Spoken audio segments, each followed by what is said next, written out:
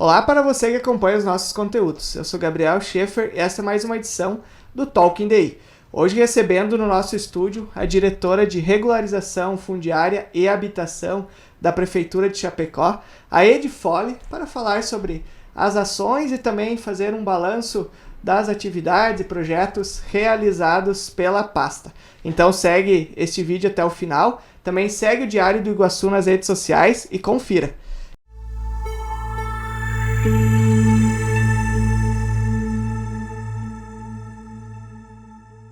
Edi, em primeiro lugar, muito obrigado por essa entrevista e seja bem-vinda ao Diário do Iguaçu.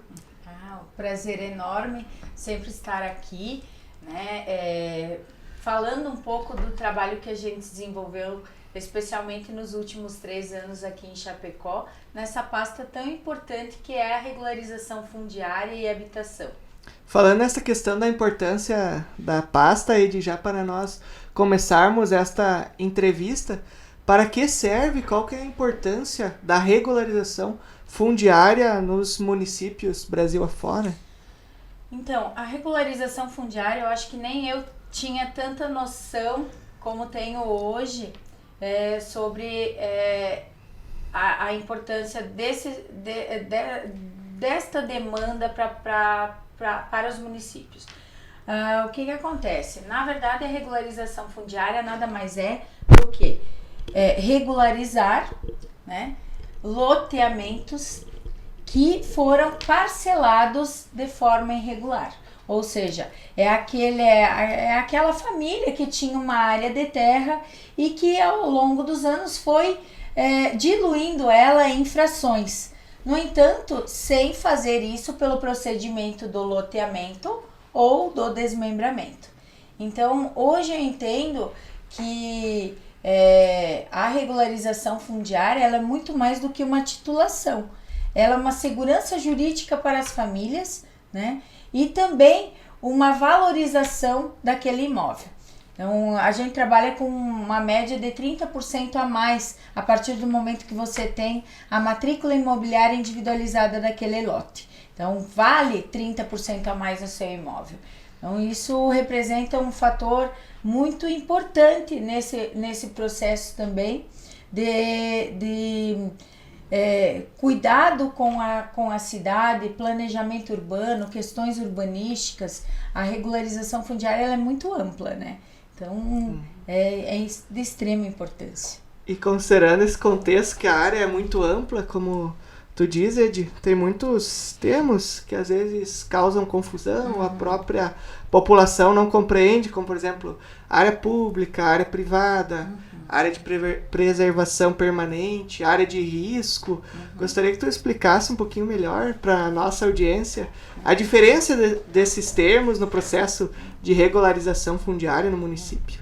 Então, a REURB, ela é um advento que veio, né, após nós temos a Constituição Federal e a REURB, na Constituição a gente só prevê ali o desmembramento e o loteamento. Então não existe chacreamento, não existem esses outros termos, né? Isso foi uma coisa que se buscou, né, a legalização, mas hoje o termo chacreamento não existe. Considerando isso, veio uma lei, tá? Que é a Lei 13.465 de 2016, que passou a vigorar em 2017, que é a REURB, é a Regularização Fundiária Urbana. Então a REURB, ela oportuniza justamente para esses núcleos que foram parcelados, né, eles terem a legitimação fundiária individualizada de cada lote. Ou seja, a REURB, ela atinge núcleos urbanos com características urbanas consolidadas antes de 2016. Então, a REURB vem para justamente dar a legitimidade daquele imóvel, daquele lote, né, hoje nós trabalhamos com legitimação fundiária de solo, né? E daí o que acontece? A REURB ela traz essa segurança nesse momento para aqueles parceladores que comercializaram irregularmente. A nossa demanda basicamente, tá, de área pública, hoje nós temos em torno de 40 áreas públicas, tá? No total, hoje nós temos 169 núcleos em processo de regularização e 40 públicas. Então, todo esse excedente ali, eles são de áreas privadas, ou seja, é aquele parcelador que tinha uma matrícula originária e parcelou. Além de, então, temos os públicos e os privados. Os públicos, o município administra e faz todo o processo de regularização fundiária. Os privados, eles normalmente chegam até nós ou por iniciativa do parcelador ou por demanda judicial. Então, é o próprio Ministério Público que remete, né, faz um TAC, lá um termo de ajuste de conduta com aquele parcelador e transfere essa informação para o município. Esse cidadão vai ter um prazo, normalmente, para regularizar as frações que ele vendeu, né, para todo mundo que está em cima da matrícula. Então, é a oportunidade de regularizar algo que antes não existia uma previsão sem as modalidades de loteamento e parcelamento. Hoje nós temos a REURB. Então, ela é muito prática. Hoje, um procedimento de REURB, quando ele é conduzido por empresas, hoje a gente já tem empresas especializadas nisso, né? Quando ele é bem conduzido, em torno de 1 ano, o processo de REURB consegue atingir todas as etapas, porque ele tem fases, né? E cada fase, inclusive, tem um ato processual interno administrativo.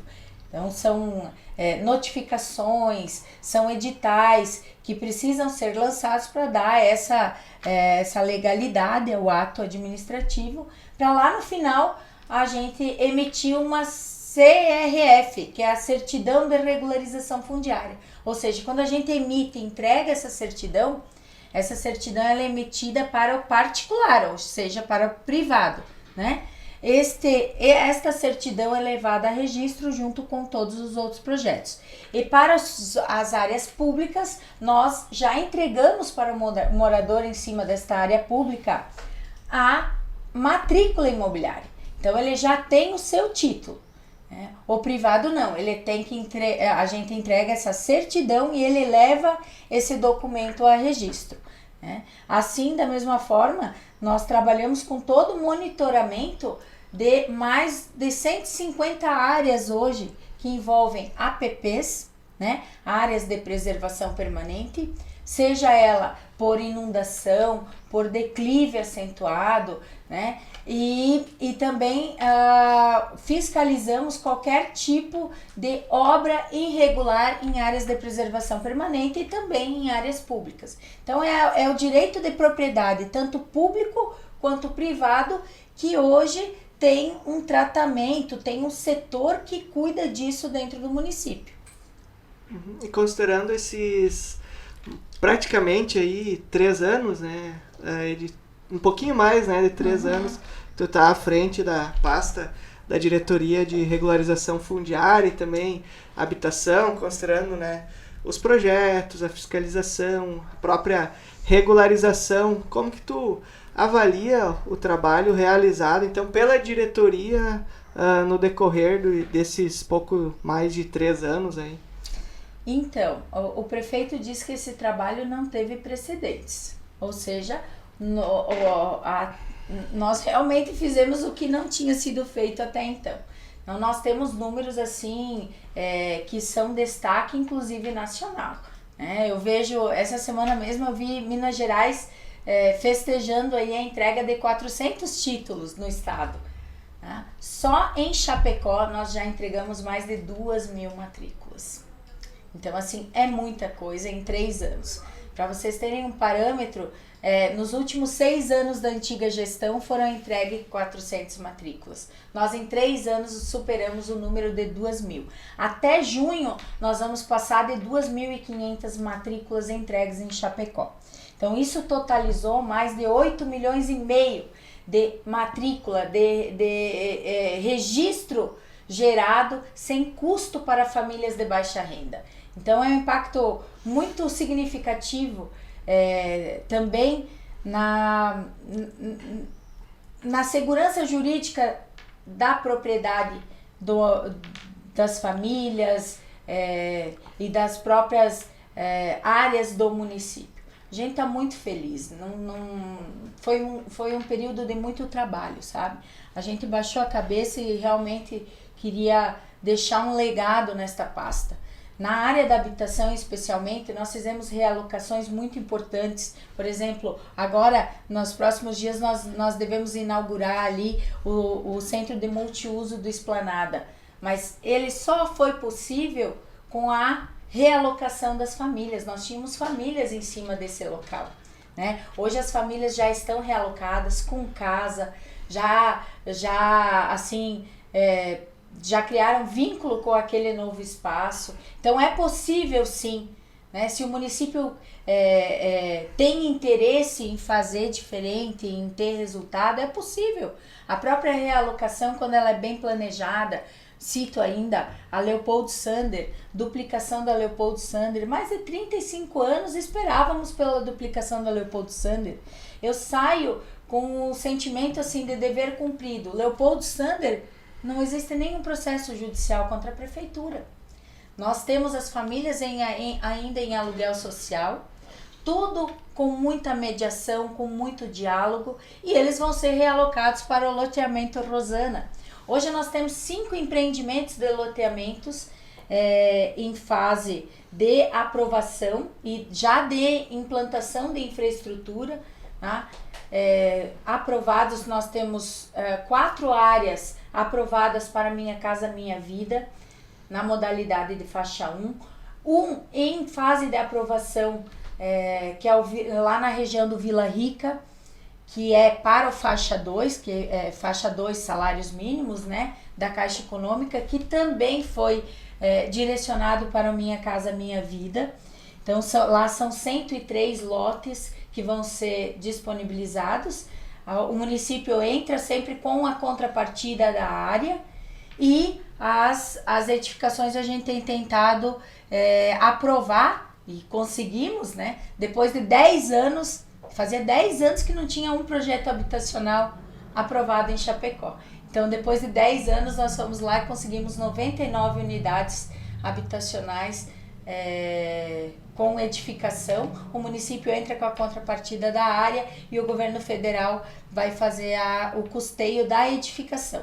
Nós, toda a infraestrutura e a área, né? A área para individualização dos lotes é doada para o FAR, né? Que é o Fundo de Arrendamento Residencial.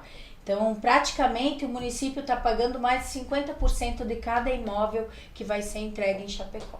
E agora o município também está lançando um programa que permite fazer o processo de regularização fundiária de forma online. Conta mais pra gente como que vai funcionar essa proposta. Então, para fechar com chave de ouro, né, todo esse trabalho, todo esse empenho, e até para também gerar uma segurança jurídica dos técnicos que fazem as avaliações de REURB, né, a gente está lançando então no próximo dia 1º o Regulariza Chapecó. É um sistema novo que a gente desenvolveu para que o processo de regularização fundiária seja todo executado de forma digital. Então, as empresas vão ser orientadas. No dia 1º a gente vai fazer um café da manhã, convidamos todo o hall de empresas, de instituições que atuam no ramo de comércio de imóveis, para que venham conhecer o novo sistema de regularização fundiária e também conversar um pouco sobre o quanto isso impacta, né? O quanto a regularização fundiária impacta nas transações imobiliárias de uma forma positiva. Então, às vezes a gente não tem essa noção, mas o ato de não vender mais o contrato, tá? E sim vender aquele imóvel com uma matrícula, fomenta muito, tá, o mercado imobiliário. Fomenta em torno de 30% a mais em transações imobiliárias, além da segurança jurídica. Então a gente está trazendo todo esse pessoal para apresentar o trabalho, para apresentar o novo sistema e também para falar do quanto o mercado imobiliário é beneficiado, né, através da regularização fundiária que tem sido executada pela Prefeitura Municipal de Chapecó, né, e assim todos os créditos para o prefeito João Rodrigues, que viu nesta união entre regularização fundiária e habitação, de forma visionária, né, a implantação de uma política pública de verdade para Chapecó. Edi, mudando um pouquinho de assunto, falando em eleições municipais de outubro que estão se aproximando, gostaria que tu contasse quais serão os próximos passos, né, considerando a descompatibilização, né, dos servidores que irão concorrer agora nas eleições de outubro. Até quando tu fica à frente da pasta da regularização fundiária? Como que está a organização? Teu nome estará à disposição para as eleições legislativo, né? Das eleições de outubro. Como que está então esse processo? Então, ontem nós tivemos uma reunião com o nosso prefeito, o secretariado se reuniu e foi definido então que agora no dia 2 os secretários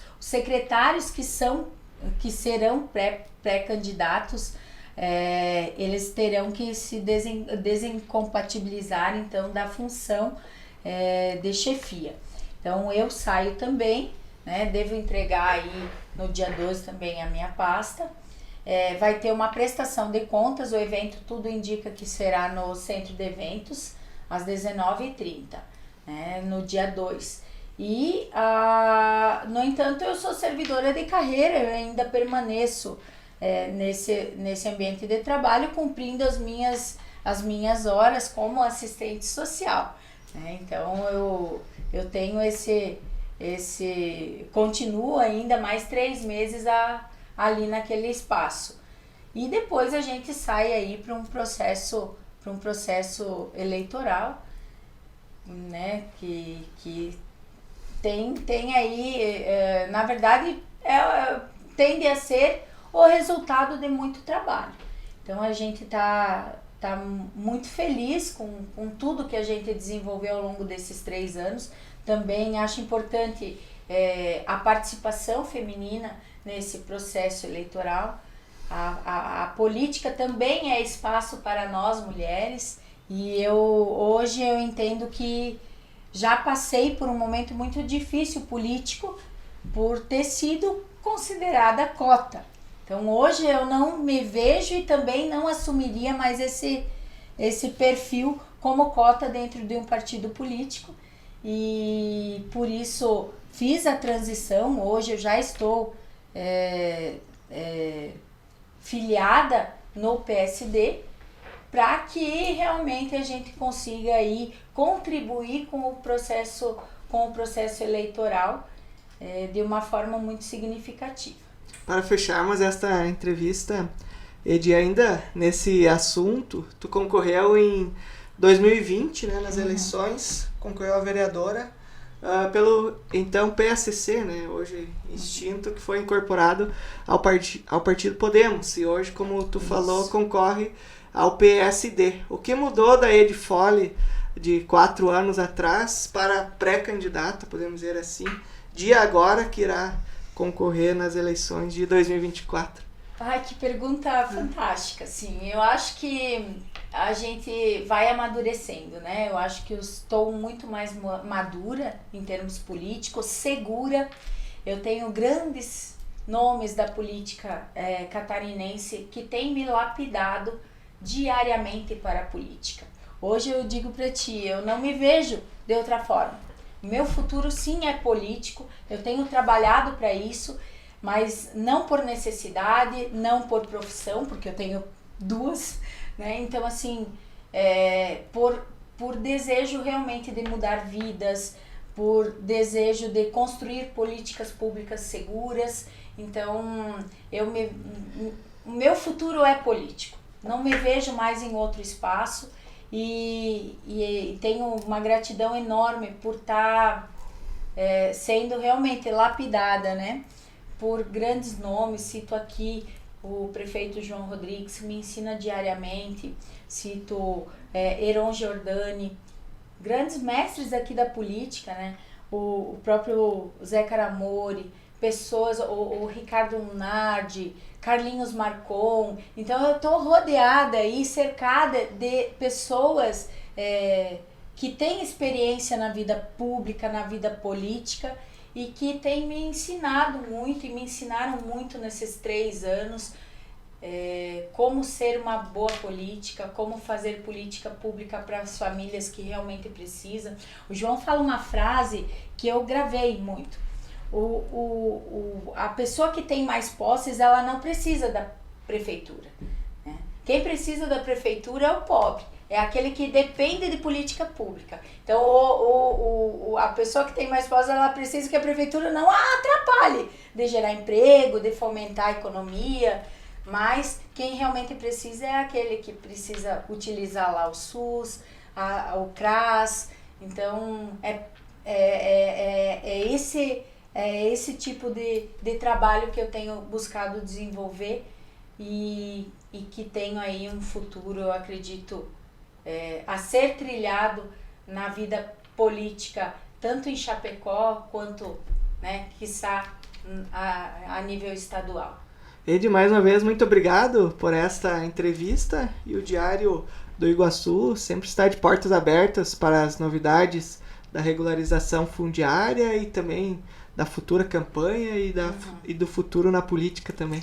Tá, ok, muito obrigada, é sempre um prazer estar aqui no Diário do Iguaçu, né? E assim, que é um destaque estadual em termos de jornalismo. Então eu fico muito feliz e estamos à disposição do povo chapecoense. Acompanhe as minhas redes sociais, @edianefole. Tem tudo sobre o trabalho que a gente desenvolveu ao longo desses 3 anos lá também, tá bom? Valeu, obrigada. Mais uma vez, muito obrigado. Esta foi a Edi Fole, diretora de Regularização Fundiária e Habitação da Prefeitura de Chapecó, que falou sobre as ações da pasta, além de outros assuntos. Em breve voltaremos com mais convidados especiais para você, e não esqueça de seguir o Diário do Iguaçu no Instagram, no antigo Twitter, também no Facebook. Grande abraço!